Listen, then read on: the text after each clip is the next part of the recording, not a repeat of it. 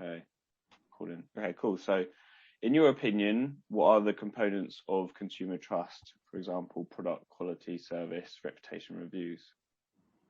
Consumers. So I think it's all those things you said. It's product quality, it's responsiveness, it's accuracy. I think having an attention to detail, but I think the most important thing when it comes to trust is experience. So if you have a positive experience with someone, whether that's because of the quality or the consultancy or the accuracy or whatever it is, I think what builds trust is that experience. And it doesn't necessarily have to be your own experience. It could be the experience of friends or other people that you trust, people that whose opinion holds more weight to you. But I think experience is the key to trust. And I suppose the individual components of that are all those things you said. Yeah. So from like the White Oaks point of view, what would you say, like, that's our differential? Like, we give prospects and customers a better experience than other agencies? I think the key difference for us as an agency is that value around transparency, and that builds trust. So in our model, we don't hide behind anything. We're very clear and transparent from the get-go what we'll deliver, what that will cost, what the result from that will be, and how that's going to relate back to your business objectives. There's no smoke and mirrors with our model. Yeah. And I think by using a model that is so deliberately different from anything out there, and, you know, with our service level agreement, putting our money where our mouth is, it builds trust because we are genuinely working in a partnership with our clients, because that is how we are going to be commercially successful. Yeah. And that transparency, would you say, just automatically leads to a better experience? Yeah, our business model is transparent by its nature. Yeah. That then builds trust with the client because they know exactly what they're going to get from us, and they have very clear expectations that we either meet or exceed. And so then that builds a positive experience because there's no confusion, there's no discrepancy between what we've promised and what we deliver. So they know that with us, it's all out on the table. They know exactly what they're going to get, and it's very straightforward. And that's, I think, that straightforward consultancy, that transparency is who White Oaks are. Yeah, definitely. And would you say that trust that we've got is a competitive advantage? Yeah, definitely. I think, especially when we're talking to people who either haven't ever done PR before, or they've never worked with an agency, or they've had a bad experience with another PR agency, where as soon as they hear about our model and that level of transparency and that commitment to the return on investment, the commitment to results, it's always really refreshing for them. It's a really new, unique way of doing things. Yeah. And it definitely sets us aside from our competition. I feel like it, and we've done work around this, but it really does make people feel like they're in a safe pair of hands. And that it feels like a more, what's that I'm looking for? A far less risky investment than if they were going to go to someone using a retainer model. Yeah. And would you say over the past 12 months that prospects have been, and customers have been looking for more of that?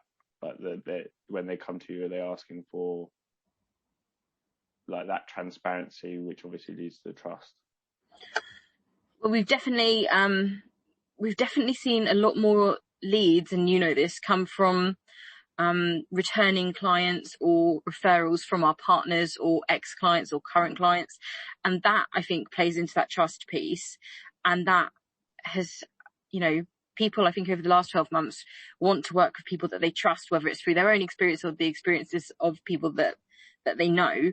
And so, I think where people at the beginning of COVID were hesitant to spend, then they kind of got into this attitude of, well, the show must go on, but at the same time they were still nervous. So there were longer decision-making lead times.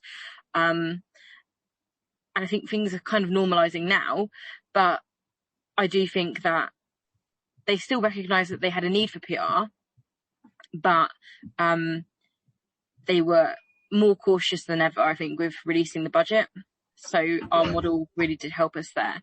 And I think maybe one of the words to use in one of the previous answers was accountability. I think our model, actually for the first question you asked, what builds trust? Yeah. Accountability builds trust. And that's what our model is designed to do, hold us accountable. Yeah, definitely. Okay, cool. So I think the next one, the third question is sort of maybe, I don't know, in the past, how have you typically built trust and what role did PR and marketing play? I mean, I guess you may have sort of answered that overall in the how have we typically built trust, in the sense that you were just saying about our transparency and our model. Yeah, I think another way we do that is through the use of case studies and our customer satisfaction survey that we send out twice a year. I think having having a frequent temperature check on the experiences of our clients makes sure that we are reacting and responding to any feedback, whether it's positive or negative. We're continuously expanding our services, making sure that we are relevant in a modern PR world, and incorporating that feedback and those success stories, those case studies into our collateral demonstrates that third-party credibility. It shows our endorsement, and our prospects and clients can then hear about working with vxhyds from someone else other than us, because obviously we could talk all day about how great we are, but when you hear it from someone who is not motivated in any way to endorse you, then that is even more authentic. Yeah, definitely. Okay. So looking back over the last 12 months, how would you say building trust with the prospects / customers has changed? Yeah. So obviously we've lost things like events, and it's been really hard to build relationships virtually, I think. There's no face-to-face networking. It's all done on Zoom, and it's hard to build that rapport. But I think one of the benefits of meeting people over Zoom is that you kind of take the veneers off.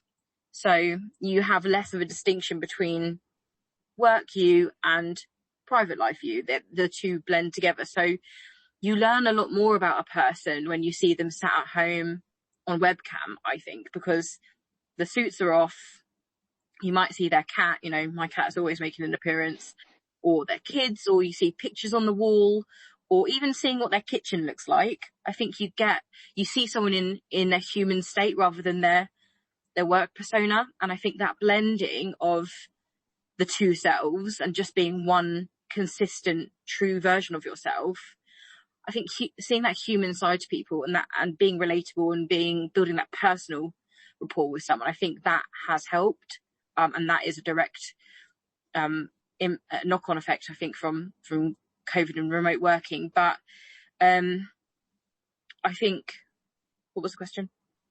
How's building trust changed over the past 12 months? Yeah, I think that's the answer. But to something I was saying earlier, I think people now are relying on going back to people they've worked with before, asking for recommendations rather than doing their own research. I think it's all about who you know now. I think that holds a lot more weight. Yeah. Okay. So would you go back to your point about you see a more personal side of them? Would you say that it's actually been easier building trust through sort of virtual meetings rather than face to face, or is it just a case of sometimes it is, sometimes it isn't? Yeah, I think it differs, and I think it's harder and easier in some ways, because it's definitely easier to build to understand someone in a wider context than just who they are at work on Zoom, 100%. But then I don't know if the relationships are as long lasting, maybe. I think you naturally care about people more if you've met them. Yeah, that's true.